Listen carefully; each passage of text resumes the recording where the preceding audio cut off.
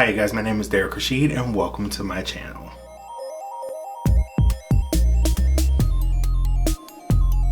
Thank you for coming back for another recap of 90 Day Fiancé Happily Ever After ? And on this episode we pick up with Larissa, who we meet this friend Heather, and the three of them, Larissa, Heather, and Eric, get in a car because we're going to a consultation for a plastic surgery, and Heather is like the guru. She's been seeing this surgeon for several procedures and operations or whatever, so she's the one to trust. My personal opinion on the entire consultation is that the surgeon was creepy. I don't think that based on what we saw anyway, he didn't give Larissa all of the warnings that he should have, with her going so big in her boobage, like she's going to like a double D, but she wanted like a triple D, and it's just, that's a lot of added weight to her chest. Like, we're gonna obviously have back problems even with a double D. It's just so much extra things on top of just the complications that may happen during or post surgery that I don't think that he really gave a full scope. And I just feel like she's gonna be on botched after this nose job, after this boob implant. Like, it's just not gonna, I don't know, I'm not feeling it. But Eric and Larissa go to a brassiere shop, and basically we're just here for lingerie, like for the new boobs. We're here for lingerie for the new boobs that we don't have yet. Eric asks, like, after you get this nose job, after you get the boob implant, like, are you done? And she's like, nope, I want to get lipo on my stomach, I want to get lipo on my thighs, and I want to have that fat transferred to my butt, and basically I want to look like this mannequin here that's in this window. Yeah, she's gonna end up on botched. We head over to Kentucky with Paul and Karine. Karine's there with just her and Pierre, and she decides that she wants to go over to a immigration attorney to figure out like what her rights are regarding traveling with Pierre back to Brazil without Paul. So she calls an Uber, she goes to the office, she meets with an attorney, and they're just chit-chatting about all the things. She shows documents on like her status and situation, and the attorney's like, yeah, you can go. However, I would really recommend you get the father's permission, because he has just as much right over this child as you, and it could just get really messy if you go other routes. So she leaves. She's satisfied with her being able to travel with Pierre back to Brazil should she want to. Paul comes home with a peace offering of plantains, whatever the hell those are. And she's like, yeah, all right, that's cute or whatever, but you got a job? And he's like, no one's calling me back. And then so she tells him about her day and her going to the immigration attorney and seeing what her rights were regarding all of this stuff. And this obviously gets Paul like agitated, and he's like, well, basically I have equal rights to Pierre. I also have rights in Brazil. So if you take him, I'm just gonna pursue you legally. They have a little bicker moment, and she starts crying, and then he gets all up in her space trying to calm her down, and it's just, she's like, no, leave me alone. But of course it's Paul. He doesn't leave her alone. He just keeps getting in her space. She says that she's not gonna be the type of mother to keep Pierre from his father or keep Paul from Pierre, and I really hope that that's the truth, even if it has to do with like what are they called, supervised visits and things. I just really want Pierre to be able to have time with both of his parents, regardless if that's intercontinental or whatever. Over in Nigeria, we have Angela and Michael, who are on their way to a florist to get the bouquet that Angela's gonna have at the wedding. And we're sitting down at this little consultation moment, and Angela lets us know, hey, so this is what I want. I want the birthstones of my grandkids, my daughter, and my mother to represent them, since they won't be at this wedding. Now it's only 3 colors, but when you start adding multiple colors to things start to get a little ugly, muddy, whatever. And the floors is a little bit like, you can just see on her face that she's like a little, like, we don't want to add too many colors, but whatever. If that's what she wants, that's what she wants. And she opts for the bigger option of the two, which is like $95 or something. And Michael's like, oh, that's so much, like, we should be cutting costs or whatever. She's like, I got this, like, this is something that's really important to me, so that's what I want to do. And I'm also like, Michael doesn't have a job, so any monetary contributions to this wedding are probably gonna come from Angela, except for like the food and stuff that his family said that they would contribute.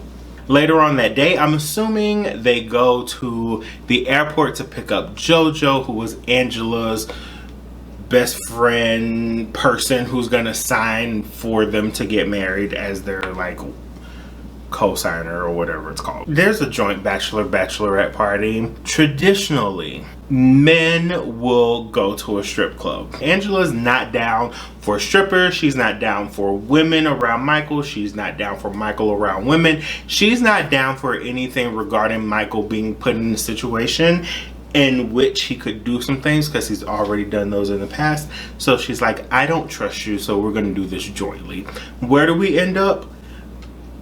A dance club. Doesn't seem like a strip club because the girls didn't get naked. They had on like, what are it called, like boy shorts and stuff. So they're having a good time. Angela gyrating on Michael and everything, and then Michael like sees these cheeks clapping and he's just in a gaze. He's just like, oh my god, like, whoa. JoJo notices first, and then she's like, stop looking. And then Angela notices, and this is the whole thing, because God forbid we look at the dancer at a dance club. God forbid. I mean, like, what else are we supposed to do? We're literally just sitting here, and they're part of the entertainment. That's literally why people come here. But okay, so she throws this big hissy fit. They all leave, and then what does she do? She calls off the wedding. She's done with the entire situation, and she tells JoJo, she's like, I love him, but I just can't do this. These people break up and they make up, and break up and make up, and break up and make up, and I really just want them to stay broken up. Over in Washington, Kalani and Asuelu are still there, but we find Kalani in a hotel room with just the boys. Her husband's not there. Kolini's not there. We find out that the fight continued from last episode. Kolini ended up flying back home. Asuelu ended up going to his sister's house, and Kalani went to a hotel. Kalani calls her mother, and she tells her mother the entire situation. And there just has to be, like, I understand needing to vent to someone. Your sister was there. You can keep it between you guys. However, she proceeds to tell her mother everything that happened. And there just comes a point, and no, there shouldn't come a point. Your family doesn't need to know everything that goes on in your relationship. Like, although her parents live with them or whatever, like, there has to be some sort of median.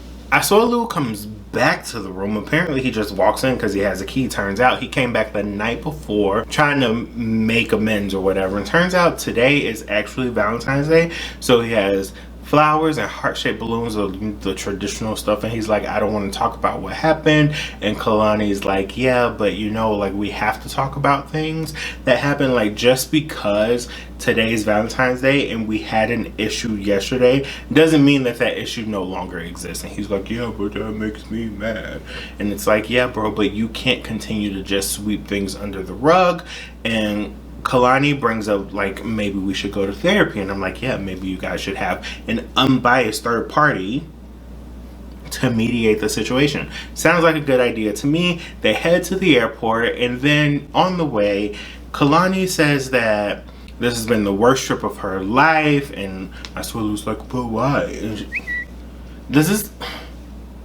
What do you mean, why? Were you not here? Were you not present? Like, what happened to make you think that this trip went well?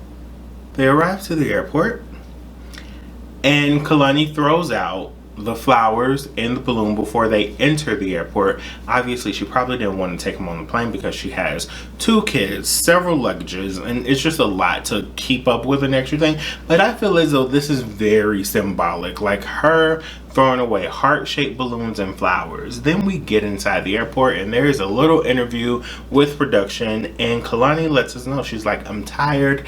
I don't even know if I want to be married anymore. And I'm like, ooh, there we go. She's having the realization that, like, maybe she shouldn't continue to be in this situation. I'm gonna assume that they're gonna go through with this therapy and then see what happens from there. I try not to follow any of these couples or read like gossip articles or anything about them because I don't want to know what happens in real life. I like to stay in the realm of the show, and then afterwards, like after the tell-all and stuff, that's when I'll go and like look into things or whatever if I want to, which I really don't, because that's a lot of time. Like looking up information on like several couples a season, like, girl, like, let me find a relationship first before I worry about somebody else's. Back in Las Vegas, we have Colt. Colt comes downstairs and Vanessa's just in the kitchen. Like, she not made herself all the way at home. She is like, bro, you want some breakfast? And you can just tell by the way that Colt looks at her that he still has feelings for her. Not sure if she has feelings for him, because I feel like she gives the same face all the time, so she may possibly actually have feelings. I think she does have feelings for him. It's more than friendship. It's a little something there. They already slept together, so like, you know. So Vanessa asks, like, have you told Jess about me? He's like, no, I was gonna do that when she's here. Speaking of, we're coming back to the house, so are you gonna be here when we get back? And I'm like, what kind of question is that to ask me, someone who lives in this house, if I'm going to be in my house when you come back with your girlfriend? Because you ain't finna kick me out of my place to make things smoother for you. Like, you should. We know how I feel about him. He meets up with Jess at this cat cafe. Obviously, why not at a cat cafe? Because cats, you know? And Vanessa, ooh, wrong girl. Jess is like, I already got some information and we just need to have a conversation. So apparently, Jess has screenshots from 8 different girls in which Colt has sent nudes and videos and has been texting, telling them that he's single, and she basically confronts him about this, and he plays dumb, of course. And he's like, oh, I was so embarrassed and I was mortified, and no, just own up. Like, all of this would be nice if you just own up to your trashness. Like, just accept the fact that you're a trash person. They go back to the house and he's like, oh, my mom's there, and maybe if Jess sees my mom, like, she'll calm down. And it's like, she don't like your mama don't like her. Make it make sense to me. Inside the house, Deb and Jess have this fake conversation. You know, like when you meet your partner's parents for the first time and you're like at their house, and how you sit on the couch and you have this very surface level conversation that's like extremely fake. That's exactly what they had. Colt comes back and he acts as like nothing happened. Like, it was a regular day in the neighborhood, and Jess flips out. She's like, you're such a good actor. Like, Hollywood needs you. And I'm like, oh shoot, oh shoot, oh shoot. So then she starts flying off the handle about everything, and she asks Debbie, like, yo, do you want to see the proof? Here it is. Here's the proof of your son being a trash person. Do you want to see it? And Colt's like, no. And she's like, no, I don't want to see it. But. Do we not want to see it because we don't want to accept the fact that we have a trash person as she's also trash, but you know, maybe she didn't want to see his wee-wee. And we basically end the episode with these two during this confrontation, and it's like, what does Colt say? He's like, oh, I know you hate me. I've been a really bad boyfriend. And then he tells her about Vanessa moving in, and it's like, cut, end of episode. That's what it is. And I'm like, how y'all just gonna leave us like that? Like, this is when it's supposed to get good. She just needs to leave. Just go back to the airport, get on the plane, and go. Take the first thing smoking out this joint. Over in Moldova, we have Libby and Andre and the rest of the gang, his family, her family. We're all on the bus and we're going to a old school village, and obviously we wouldn't have a trip complete without Charlie and Jen going in and making some comments about some stuff. So Charlie's like, oh, I see there are a lot of pretty girls here, like how'd you end up with an American? And Jen's like, yeah, like are all the girls here like really like bad with their attitudes? And Andre says, yeah, like you. But this boy he said he gonna be on his best behavior. So we pull up to the little place. They get out. He starts showing them how to do wine in this old school traditional way. And he's like, oh, Chuck, do you want to try this? I know you're not used to work. And I'm like, maybe you shouldn't have said that, bro. So obviously Chuck takes the easiest jab because who hasn't been working? Andre. They start asking questions about, oh, stumping grapes, like is that a real thing? Like we see that in movies. And Andre's like, yeah, you want to stump some grapes, and puts the grapes in the barrel, and they start stumping, and the cutest thing happens. Everyone's laughing, and Andre says, oh, Charlie, if you get in, I'll get in. And they're in the barrel together just stumping grapes, and it's like, oh my god, like we're having a nice moment between all these people. And then we cut to an interview with Chuck, Charlie, and Jen, and basically they're like, oh yeah, this is cute or whatever, but this isn't going to negate what happened the night before. We still got our eye on him. Like we were just really having a good time though, like for real, for real. So sometime later, maybe another day, obviously another day, Chuck, Charlie, and Jen go and they meet Marcel like they discussed. And basically they start asking the same questions that they were asking, but Marcel starts giving a little bit more detail about what happened. Andre was being pressured, it seems, to do like corrupt things, and he wasn't really about that. Neither was Marcel. And then cut to an interview, Marcel's like, someone wanted to get rid of them. And now, like, since he said that, obviously this is like dark or whatever, and I kind of want to know. But that's it, you guys. That's it for this episode. Thank you so much for tuning in. Please make sure you like, comment, share, and subscribe. Also, follow me on socials. I do have Instagram. I have Twitter. My handles are at Derek_Rashid, just like it is with this channel. Only the channel does not have the underscore. Until next time, guys. Bye.